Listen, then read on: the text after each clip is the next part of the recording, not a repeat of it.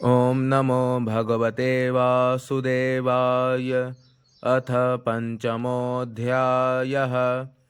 ऋषभ उवाच।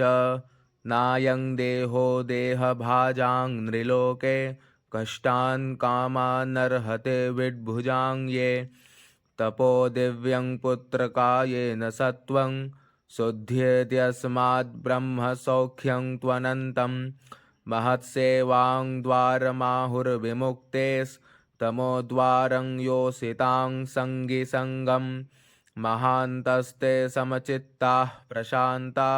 विमन्यवः सुहृदः साधवो ये वा मयि से कृतसौहृदार्था जनेषु देहं भरवार्तिकेषु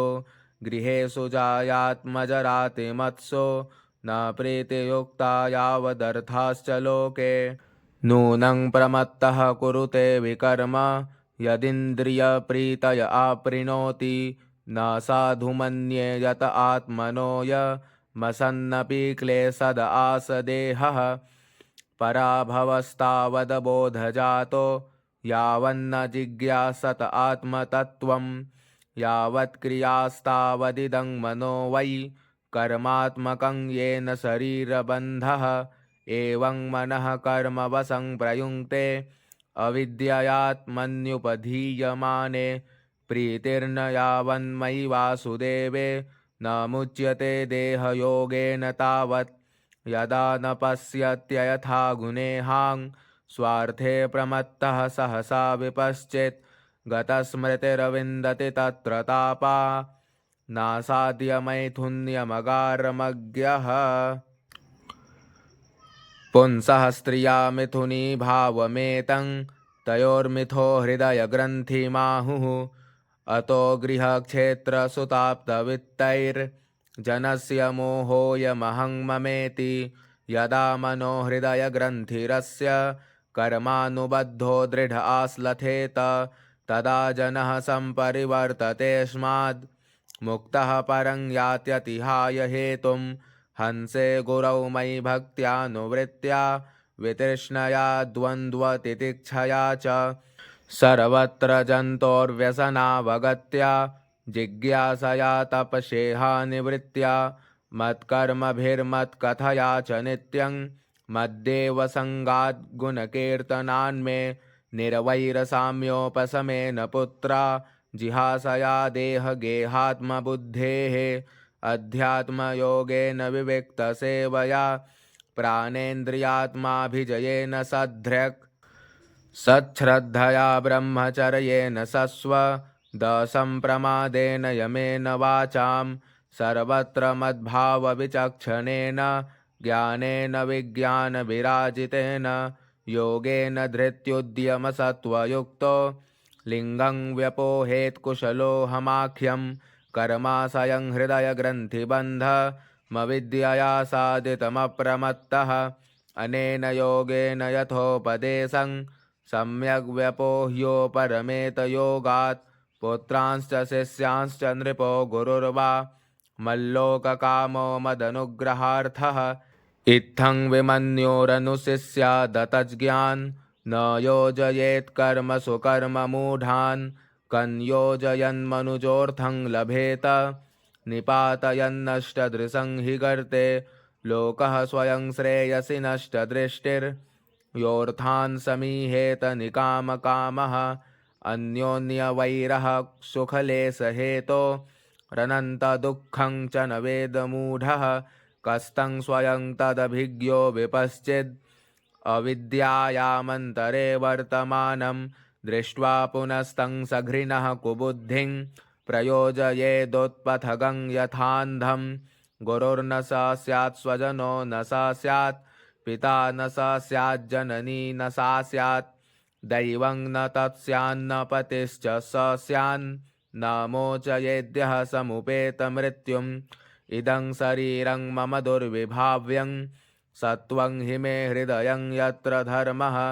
पृष्ठे कृतो मे यदधर्म आरात् अतो हि मां वृषभं प्राहुरार्याः तस्माद्भवन्तो हृदये न जाताः सर्वे महीयां सममुं सनाभं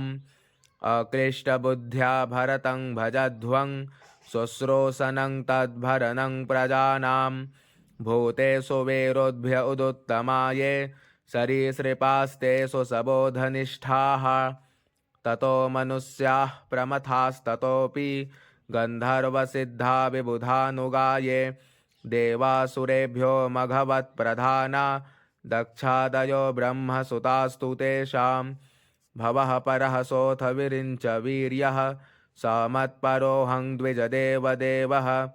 न ब्राह्मणैस्तुलये भूतमन्यत् पश्यामि विप्राः किमतः परन्तो यशमिन्द्रिभिः प्रहुतं श्रद्धयाः मश्नामि कामं न तथाग्निहोत्रे धृता धनुरुशती मे पुराणि येनेह सत्वं परमं पवित्रं समोदमः सत्यमनुग्रहश्च तपस्तितिक्षानुभवश्च यत्र मत्तोऽप्यनन्तात् परतः परस्मात् स्वर्गापवर्गाधिपतेर्न किञ्चित् येषां किमु स्यादितरेण तेषामकिञ्चनानां मयि भक्तिभाजां सर्वाणि मध्यिष्ण्यतया भवद्भिश्चराणि भूतानि सुता ध्रुवाणि सम्भावितव्यानि पदे पदे वो विवेक्तदृग्भिस्तदुहार्हनं मे मनोवचो दृक्करणे हि तस्य साक्षात्कृतं मे परिबर्हनं हि विना पुमान् येन महाविमोहात् कृतान्तपाशान्न विमोक्तुमीशेत् श्रीशुक उवाच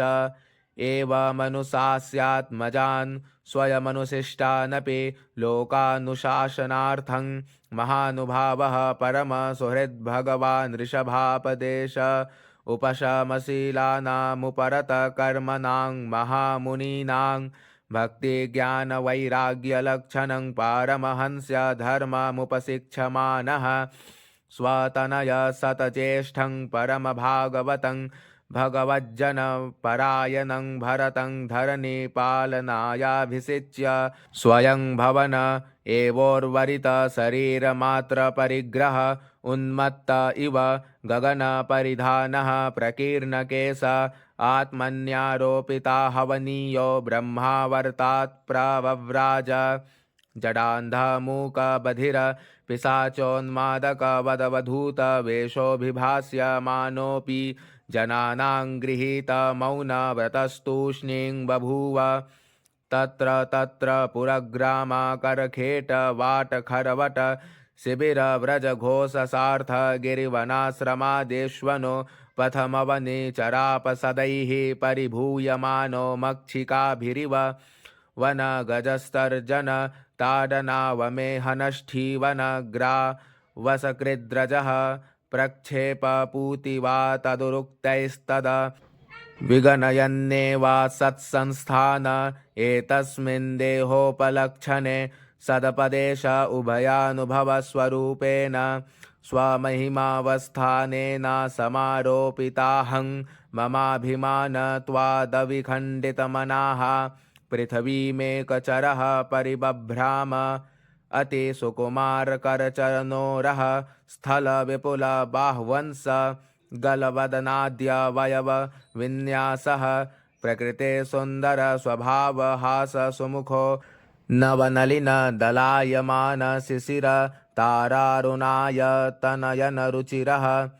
सदृश सुभगकपोलकर्णकण्ठनासो विगूढस्मितवदन महोत्सवेन पुरवनितानां मनसि कुसुमसरासनमुपदधानः